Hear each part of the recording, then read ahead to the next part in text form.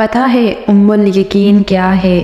جب دماغ کی رگیں 100 طرح کی الجھنوں میں ہوں اور اسباب کی جگہ سوالیہ نشان آ جائے، اس وقت اس بات پر یقین رکھنا کہ اللہ چاہے تو آگ جلا نہیں سکتی، سمندر ڈبو نہیں سکتا، مچھلی نکلنے کے باوجود ہضم نہیں کر سکتی اور چاند دو ٹکڑے ہو جاتا ہے۔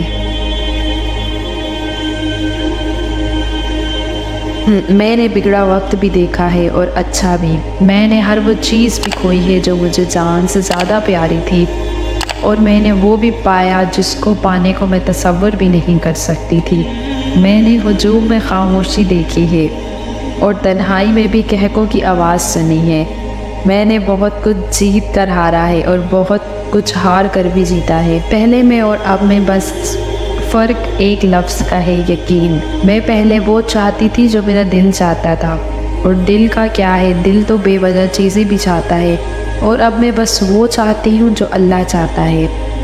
کتنا کچھ کھونے کے بعد میں نے جانا تو بس یہی جانا کہ اس کے فیصلے سے بہتر نہ زمین میں کوئی شے ہے اور نہ آسمان میں، اور بس ایک وہی ہے جو نہ اچھے وقت میں اکیلا چھوڑتا ہے نہ برے وقت میں اکیلا چھوڑتا ہے۔ جب آپ اللہ سے محبت کریں گے تو یقین کریں آپ کے پاس آپ کے لیے خود بخود معجزے کھڑے ہو جائیں گے۔